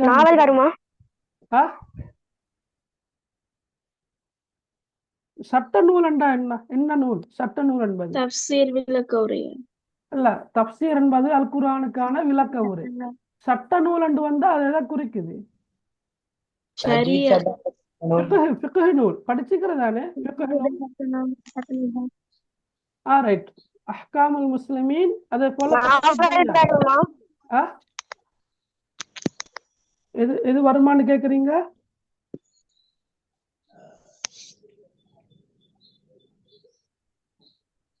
எது வருமானு கேக்குறீங்க? விளங்கல்ல. Right, okay. அப்ப சட்ட நூலுக்கு உதாரணமாக ஃபத்ஹு தையானையும் அஹ்காமுல் முஸ்லிமீனையும் எழுதலாம். சரியா? Right, okay. இது 10ஆம் ஆண்டு தானே. நீங்க 10ஆம் ஆண்டு சிலபஸையும் பார்க்கணும். அரபு தமிழ் போன்று காணப்படும் வேறு மொழிகள் 2ஐ குறிப்பிடுக. 2 மொழிகளை சொல்லுங்க பார்க்க. ஜாவி மொழி, துருக்கிய மொழி. துருக்கிய மொழி, அதே போல ஜாவி மொழி, இஸ்பக் மொழி. விளங்கினா? Right, okay. ரைட். அடுத்த பாருங்க, ஒரு உரை பகுதி ஒன்றை தந்து கேள்வி கேட்டு வாரது. நீங்க அப்ப உரை பகுதியை பாடமாக்கணும் அப்படியெல்லாம் அவசியம் இல்லை, லேசான கேள்விகள் தானே, மிச்சமே லேசான கேள்விகள் தான் வாரது. இப்ப உதாரணமாக, மன் ஹுவல் ஹலீஃபத்துல்லதி மர்ர பிஷாரிஇல் மதீனா. நான் உங்களுக்கு சொல்லி தந்திருக்கிறேன். மன் என்றா யாரு, மாதாண்டா என்ன, கைஃபேண்டா எப்படி, மத்தாண்டா எப்போது, ஐனாண்டா எங்கே, லிமாதாண்டா ஏன், உக்துபண்டா எழுதுக என்று சொல்லி தந்திருக்கிறேன். ஏன்னா அதை நீங்க கட்டாம ஞாபகம் வச்சுக்கொள்ளணும். இந்த கேள்வியில பாருங்க, மண் என்றாலும் யார்தான், மன்ஹு என்று வந்தாலும் யார்தான். அது அரபு இலக்கிய நேரத்துல நாங்க அப்படித்தான் சொல்லி தரது. மன்ஹுவ யாரு, அல் ஹலீஃபா. அல் ஹலீஃபான்னு சொல் உங்களுக்கு பரிச்சயமான சொல், ஏற்கனவே தெரிஞ்ச சொல். ஹலீஃபா யாரு, அப்ப இந்த உரை பகுதியில ஹலீஃபாவாக யார் வாராரு சொல்லுங்க பார்க்க? Umar ibn Khattab. உமர் இப்னுல் கத்தாப். அதை விட நீங்க அதுக்கு பின்னால் இருக்கிறது விளங்கினாலும் சரி விளங்கலாட்டும் சரி இல்லையா? அல்லது என்ன சொல் வந்திருக்கிற அடே அல்லது என்றா என்ன அப்படி நீங்க தேடி பார்க்க வேண்டிய அவசியம் ஒன்றே இல்லை. அவளுக்கு இங்கேயே கேள்விக்கான விட வந்தாச்சு. மன் ஹுவல் ஹலீஃபா, ஹலீஃபா யாரு? இப்போ நீங்க அழகா இங்கிருந்தே எழுதலாம் அல் ஹலீஃபா உமர் இப்னுல் கத்தாப். அது அப்படியே நீங்க காப்பி பேஸ்ட் பண்ணினீங்கன்னு சொன்னா உங்களுக்கு விடகள் வந்தாச்சு. அல் ஹலீஃபத்து உமர் இப்னுல் கத்தாப். அவ்வளவுதான். அல்ல ஹலீஃபான்ற சொல் எழுதாமலும் எழுதலாம், பிரச்சனை இல்லை, அவ்வளவுதான். சரியா? ரைட். மாதா ஃபாலல் அத்ஃபாலு இந்தமா அப்ஸரு அல் ஹலீஃபா. மாதாண்ட கருத்து என்ன? மாதாண்ட என்ன? என்ன? மாதாண்ட கருத்து என்ன? ஃபாலன்ற தெரியுமா யாருக்காவது? ஃபால தெரியுமா? செய்தான். செய்தார் அல்லது செய்தார்கள். ஓகே. அல் அத்ஃபாலண்டா என்ன கருத்து? அல் அத்ஃபாலண்டா சிறுவர்கள். குழந்தைகள். அல் அத்ஃபாலண்டா குழந்தைகள். சரி, ஓகே. இந்த ஃபால என்ற சொல் உங்களுக்கு தெரியலன்னு வச்சுக்கொள்ளுங்க. மாதா ஃபால தெரியல. இப்ப நீங்க பாருங்க, அபுசரு அல் ஹலீஃபா என்ற இந்த சொல் இங்க வந்திக்குதுன்னா அபுசரு அல் ஹலீஃபான்னு வந்திக்குது. அபுசரு அல் ஹலீஃபா. ஓகே. இப்ப கேள்வி என்னன்னு கேட்டா மாதாண்டா என்ன? அதுதான் கேள்வி. மாதாண்ட கருத்து என்ன? அது கேள்விக்குரிய சொல் தானே. இப்ப என்ன அல் அத்ஃபால் என்று இங்க வந்திக்குது. அல் அத்ஃபால் இங்க வந்திக்குது. ஆனா அபுசரு அல் ஹலீஃபா என்பது இங்க வந்திக்குது. இந்த ரெண்டாவது பகுதியில இந்த இடத்துல வந்திக்குது. சரியா? இந்த இடத்துல வந்திக்குது. ஓகே. அபுசரு அல் ஹலீஃபான்னு வந்திக்குது. இப்ப நீங்க பெரும்பாலும் அந்த கேள்விக்கான விட வந்து நல்லா ஞாபகம் வச்சுக்கணுங்க. 2 கமாகளுக்கு இடைப்பட்ட அல்லது 2 முற்றுப்புள்ளிகளுக்கு இடைப்பட்ட அல்லது ஒரு முற்றுப்புள்ளிக்கும் ஒரு கமாவுக்கும் இடைப்பட்ட இடத்துலதான் கேள்விக்கான விட வரும்.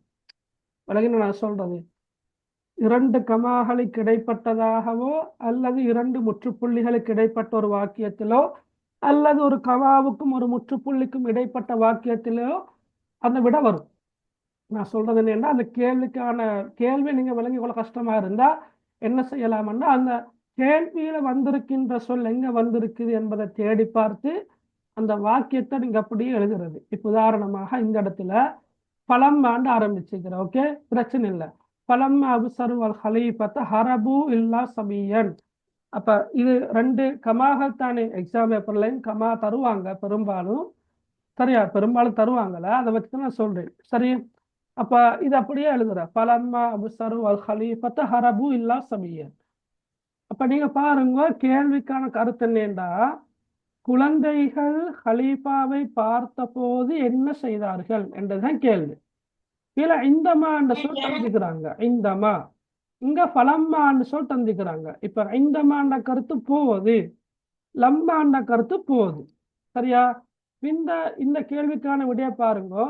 நான் சொன்னேன் இப்ப 2 கமாகளுக்கு இடைப்பட்ட இடத்துலதான் என்ன செய்யற விடவாறது.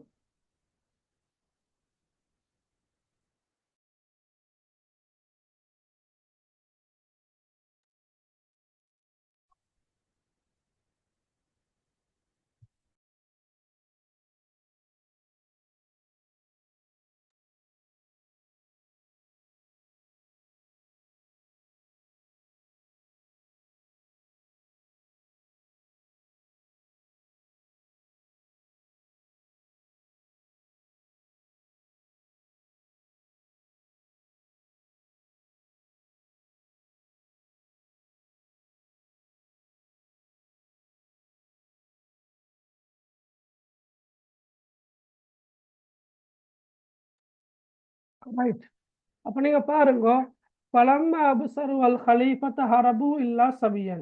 குழந்தைகள். கேள்வி என்ன? குழந்தைகள் ஹலீஃபாவை கண்ட போது என்ன செய்தார்கள்?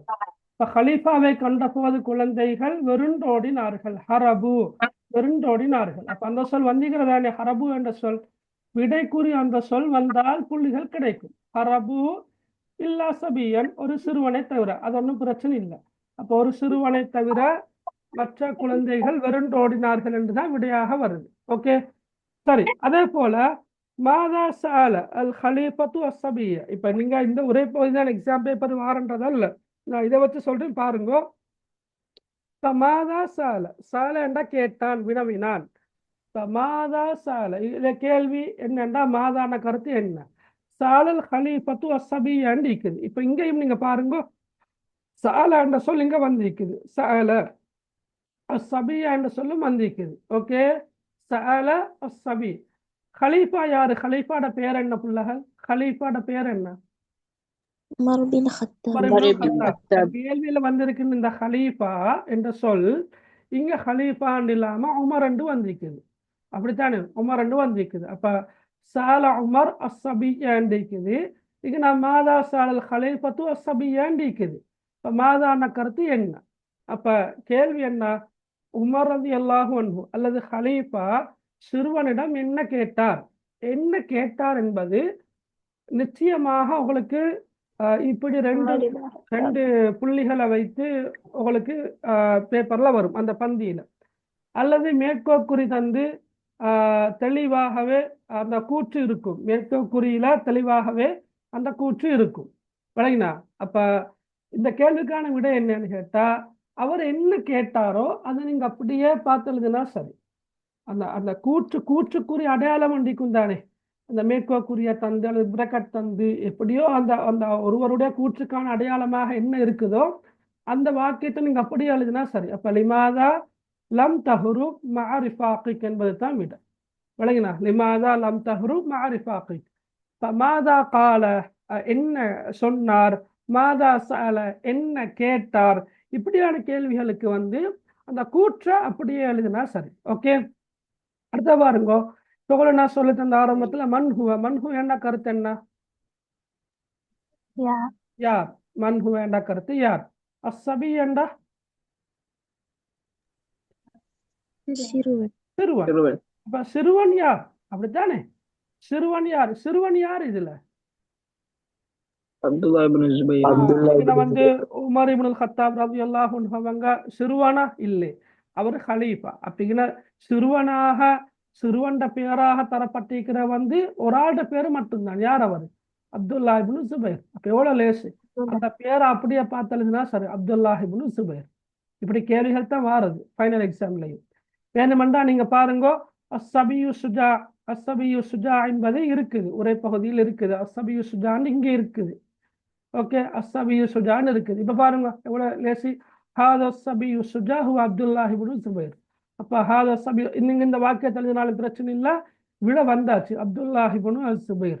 ரைட். ஃபீ ஹாதிஹில் கிஸ்ஸான்னா இந்த கதையில் என்றதான் கருத்தை. ஓகே, வளமையாக நான் சொல்றதுதான். உங்களுக்கு கட்டாயமாக ஒரு வினா ஒன்று வரும். அல் உன்வான், தலைப்பு கேட்டு ஒரு வினா ஒன்று வரும். அல் உன்வான், தலைப்பை எழுதுக. அப்ப தலைப்பு என்ன? சுஜாஅத்து ஸபீயின் அல்லது அஸ்ஸபியு சுஜா, துணிச்சல் மிக்க சிறுவன். புத்தகத்தில் இருக்கிறது சுஜாஅத்து ஸபீயின், ஒரு சிறுவனின் துணிச்சல். நீங்க இதையும் எழுதலாம், பிரச்சனை இல்லை, பொருத்தமாக இருந்தா சரி. ஓகே, அப்ப தலைப்பை குறிக்கின்ற இன்னும் ஒரு சொல் ஒன்றை ஞாபகம் வச்சுக்கொள்ளுங்க. தெரியுமா யாருக்காவது? இந்த சொல்லையும் கொஞ்சம் ஞாபகம் வச்சுக்கொள்ளுங்களா. அல் மௌது அண்டான் கருத்து தலைப்பு. சரியா? அல் மௌது அண்டான் கருத்து. நீங்க சொல்லி தந்தீங்க சார் அது. எஸ். ஓகே, அப்ப அல் மௌது என்ற சொல் வந்தாலும் தலைப்பை தான் கேட்டு வாரது. எனவே தலைப்புக்குள்ள 2 புள்ளிகளையும் அவ்வளவு முழுமையாக எடுக்கலாம் இன்ஷா அல்லாஹ். சரியா? இதே மாதிரி தான் கவிதையை தந்தும். உன்வான் என்றாலும் தலைப்பு, உன்வான் என்றாலும் தலைப்பு, அல் மௌது என்றாலும் தலைப்பு. சரியா? ரைட். இதே மாதிரி தான் உங்களுக்கு கவிதையிலும் கேள்விகள் வாரது, மிச்ச லேசாகத்தான் வரும். அப்ப இன்ஷா அல்லாஹ் நீங்க முழுமையாக தயார்படுத்தி வரணும். சரியா? இப்ப வினாத்தாள் 2ல நீங்க 3 வினாக்களுக்கு மட்டும்தான் விடையளிக்கணும். அதுலயும் முதலாம் அல்லது 2ஆம் வினாவுக்கு கட்டாயமாக நீங்கள் எழுதணும். முதலாம் அல்லது 2ஆம் வினாவுக்கு. இப்ப முதலாவது வினா கவிதை, 2வது வினா உரைநடை. அப்ப இந்த 2ல இருந்து ஏதாவது ஒன்று கட்டாயம் நீங்க எழுதியே ஆகணும் என்ற அடிப்படையில நீங்க எழுதலாம். பொருத்தமான முறையில எதே உங்களுக்கு லேசன்று அந்த டைம்ல படுதோ அந்த வினாவை நீங்க தெரிவு செஞ்சு எழுதினா சரி. ரைட். ஓகே, அப்ப அதுல ஒன்று எழுதியாச்சு. அப்ப ஏனைய 2 அதானே, முதலாம் அல்லது 2ஆம் வினாவுக்கும் ஏனையவற்றுள் 2 வினாக்களையும் தெரிவு செய்து எழுதிகாண்டு வரக்கொள்ள ஏனையவற்றுடன் வரக்குள்ள இப்போ நாங்கள் சூரத்துல் மாரிஜ போட்டிக்கிற சூரத் மாரிஜல்ல சூரா அபசையோ அல்லது 10ஆம் ஆண்டில் உள்ள ஒரு சூறாவோ வரும். சூறாவுடைய வினா. அடுத்த ஹதீஸை தந்து ஹதீஸ்ல உள்ள வினா. அப்ப பெரும்பாலும் நீங்க என்ன செய்வீங்க, சூறாவையும் ஹதீஸையும் எழுதுவீங்க. ரைட். அதால நான் சொன்னேன் பழமொழிகள் அதோட பொறுத்திக்குது. நீங்க படிக்கிறேன்னா படிச்சு கொள்ளுங்க. அதுகளுக்கு என்ன செய்யலாம், தெருவில் விடலாம், சாய்ஸ்ல விடலாம். ரைட். அதுல ஏபி என்று 2 வினாக்கள் வரும்.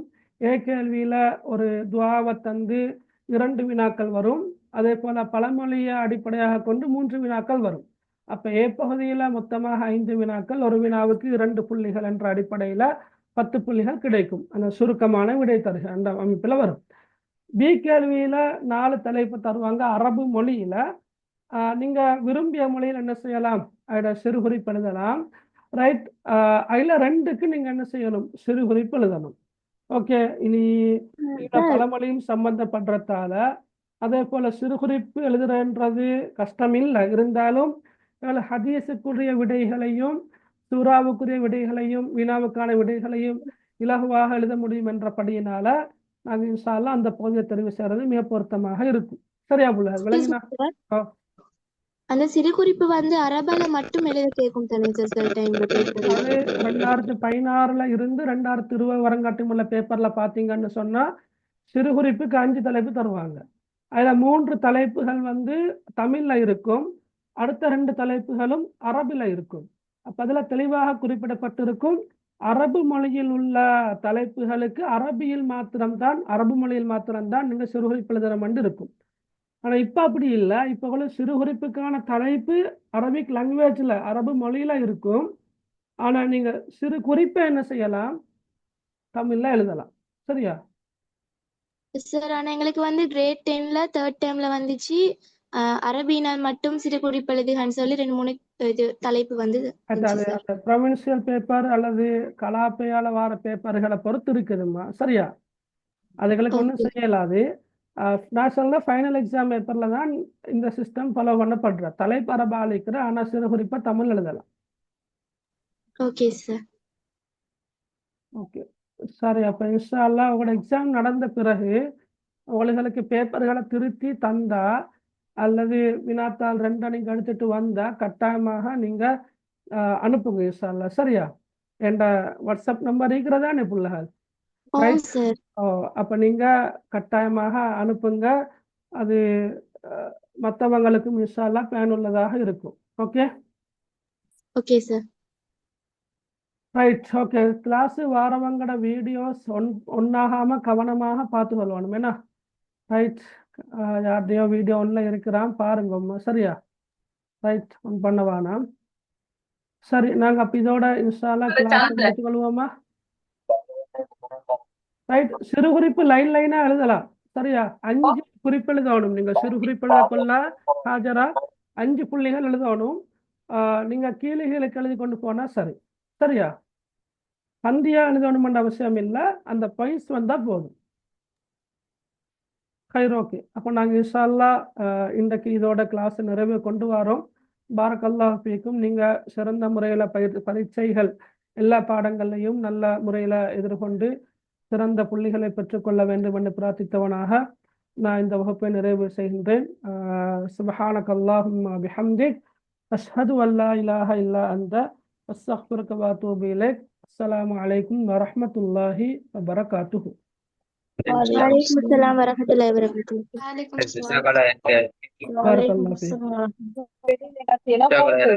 பாரக்கல்லாஹு ஃபீக்கும்.